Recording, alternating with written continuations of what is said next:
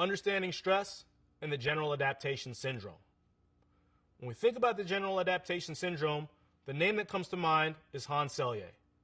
Hans Selye was a Hungarian-born endocrinologist that spent many of his years doing research and living in Montreal. Like most researchers don't stumble upon their greatest discoveries on purpose. Hans was originally doing research on rats, and as an endocrinologist, he was actually in search of what he would consider to be a new hormone. What he was doing was actually injecting these rats with a hormone and wanting to see what kind of response he would get by injecting this hormone into them. Through these groups of rats, all different rats and all different hormones, he noticed one thing. Regardless of what type of hormone he injected into them, he got the same response. In identifying the same response, what he realized is that there wasn't necessarily a specific response that we had to a particular stress, but there was a general response that would happen first. This general response is what we call that alarm stage. Regardless of what it is that you're doing, based on what he was able to see, the body is going to respond to a stress in the same way. Essentially, the sympathetic nervous system is going to be the first thing to be activated, regardless of what that stress is. This general adaptation syndrome led us, through Hans's work, to be able to see that this alarm stage has to be managed, but then it will grow into what we call our resistance stage. This is when we start to have a specific response to now the specific stressor that has been applied to us. Once we leave that alarm stage, this specificity of adaptation starts to take place, meaning that our body is going to build up the resistance necessary to be able to deal with the specific stressor that we've encountered. If, however, our exposure to that particular stress exhausts our ability to be able to build our resistance to it, we enter into our third stage, which is the exhaustion stage. So when we think about the general adaptation syndrome, we understand that the first stage is going to be similar for everyone. And while his studies were done on rats, what he was able to observe is, and this is true, regardless of whatever symptoms you may displaying based on whatever thing you may have caught, whether it's the flu or some other disease, the initial response is the same. The initial symptoms that we see on a glandular level are about the same. So that alarm phase rings true in it being consistent. Only after that part, when we think about the specificity of what we're dealing with, is where we actually get the adaptation that we want. So there has to be a specific desire that we have. We're actually achieving or looking to get the person to that resistance stage. What we want to avoid, however, is the exhaustion stage. We want to limit their overexposure to that stress, which means that we've entered into a period where they're no longer building a resistance, but they're succumbing to the stressors that are being exposed to them. So it's very important that we understand how this general adaptation syndrome works, and the work that Hans Selye did enabled to help us design programs that are going to allow us to achieve the adaptations that we look for. So essentially, if we start to apply this to a fitness fatigue model, if we start to think about this with training components in mind, we have our stress, we have our adaptation, and then we have our supercompensation. But if we look to the left of this graph, the stress that we create, there has to be an equal and greater amount of recovery that is accounted for in order for not just the adaptation to take place, but for there to be supercompensation. If the amount of stress that's applied only matches the amount of recovery that we account for, it only brings us back to baseline. The idea is to have that supercompensation period take place so that we're able to handle that stressor with a greater ability the next time that we encounter it. So it's actually more important that there's a greater emphasis on recovery so that we adapt in a way that we supercompensate so that we're able to handle the stressors with a greater ability than we originally had. Work plus rest equals success. So, with all of these things in mind, that positive training adaptation is ultimately going to be what we're seeking. But again, understanding that it's not going to be achieved without the appropriate recovery applied to it. What ends up happening?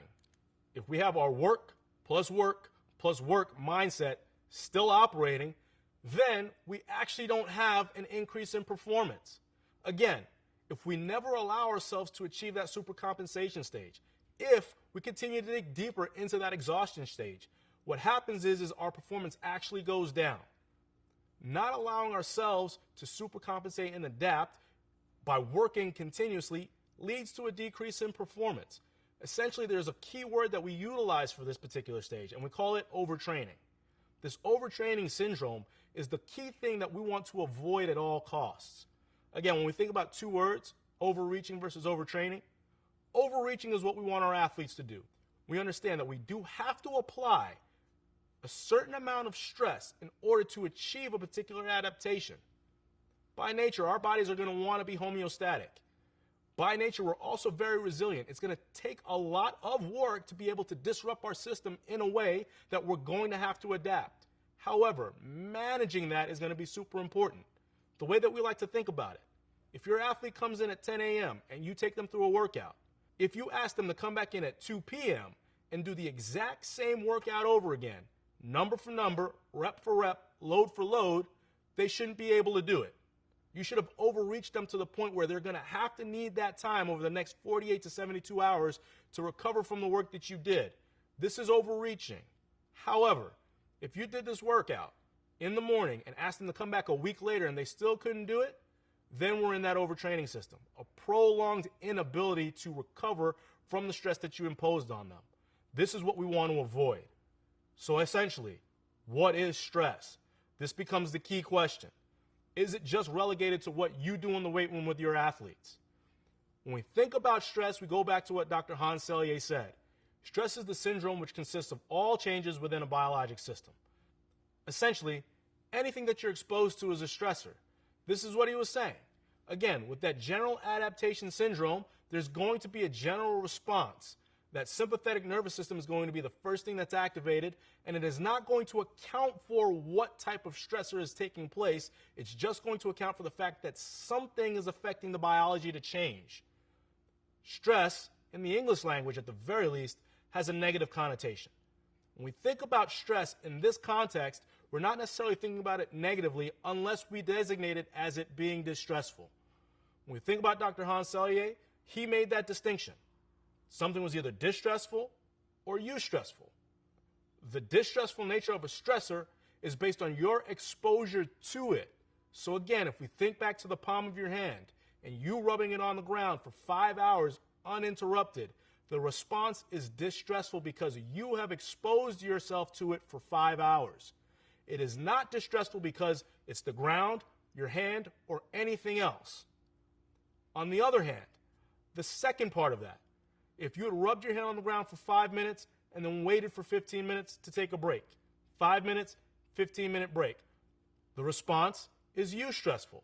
The adaptation that takes place is positive. It's to your benefit. And again, it is solely based on how you're manipulating both your exposure and your recovery from it. Again, it has nothing to do with the fact that it's your hand or the ground. So when we think about stresses, we want to think about them in this way. Again, it is how we are manipulating our exposure to those stressors. Now, what are some of our most common stressors? First one is going to be the environment. It's something that we're going to definitely have to account for because it's something that we're going to have the least control over, but will have the largest impact on us. Think about it. Think about being in Phoenix, Arizona in the middle of August, being outside and trying to practice, and it's 115 degrees. Definitely going to be a stressor. Think about being at altitude versus sea level. Think about it being bitterly cold. These are all things that are going to have a definite impact on your ability to not only perform but adapt to what's going on, and we have to account for it. If you're a mountain biker and you train at sea level, but your race is going to take place at altitude, hopefully you've encountered what type of stress it's going to have on you. Maybe your decision is, I'm going to go 1 to 2 days before the race so that I don't have to worry about acclimating. Maybe it's going to be, hey, you know what? I've got 3 weeks. I'm going to go in 3 weeks early so that I can acclimate to the altitude so it doesn't affect my performance. But at the end of the day, we understand that the environment will definitely be a stress, and it's something that we have to account for. Next, social and psychological issues. This is one thing that we definitely can't stress more than anything else. And again, no pun intended with the word stress. Your social and psychological stress that you may experience is going to be supremely important. If you work with high school athletes, just think about all of the stress that they're going through. Think about all the things that they have to deal with in terms of school, what their parents are saying to them, what their coaches are saying to them, what their puppy love interests might be.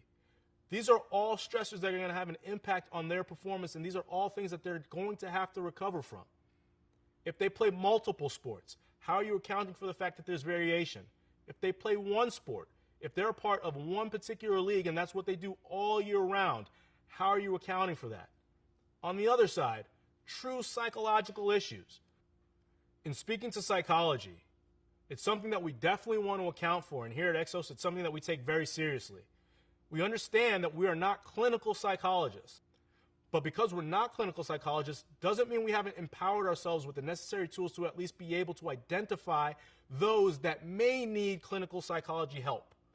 In that way, by identifying their needs, we refer them to our network, understanding that we don't necessarily have the power to correct those specific issues, but we do have the power through our network to give them the help that they need, and it's important that we're always aware that this is a possibility that has to be accounted for. This is also very, very stressful. It's part of the plan. Another stressor, biochemical and physiological. Again, when we're thinking about what our expertises are and where we feel like we have the most responsibility, this is a place where we're definitely going to place a lot of importance. Biochemically and physiologically, what type of stress are our athletes and our clients undergoing? We want to make sure that we're accounting for both their nutritional habits, what their physiology and their makeup is like, and how it's responding to anything that they take in. There are many types of tests that we'll do from a nutritional standpoint in terms of allergies and sensitivities. How is their body responding to things? Gluten-free being very, very popular right now, and people paying a lot more attention to what it is they ingest and how that's affecting their physiology. This is extremely important and something that we have to take into account as well. Anatomical and structural. Again, we place a huge amount of importance on the biomechanical abilities and the movement capabilities of our clients and our athletes. We understand that any deficiencies, any weak links that we find in the anatomical structure of our athletes is going to place an undue amount of stress on them as we try to progress them through these movements and these lifts that we plan to do with them. We have to account for it. We have our particular screens and we have our particular tests and assessments to be able to get that information. We're going to expose them to you, but if you choose not to use these particular tests, it's still very important that you're utilizing something to give you this particular information. Lastly, all stress is cumulative. So when we think about all the things that we just went through, all of them have to be considered. Whether you have a particular anatomical issue, a particular nutritional sensitivity, training outside, and you've just had a fight with your wife, all of those things are going to affect your ability to perform in that particular session, and it's not crazy to think that all those things will be happening at once. For you, it might just sound like what happened to you yesterday. So we understand that all of these stresses are going to have an impact, and we have to make sure that we're accounting for them. So what are we going to do? Organize and plan our exposure to stress. We're going to think about how we're accounting for stress daily, weekly, monthly, and yearly. We want to make sure that we have that complete plan so that we're prepared to help our athletes and our clients augment their performance. Regeneration, defined once again. An activity or strategy designed to help facilitate the recovery process. Another definition, a dedicated, planned training component or day where regeneration strategies are implemented. Check for learning. Give at least one example of each type of stress: environmental, social or psychological, biochemical or physiological, anatomical or structural.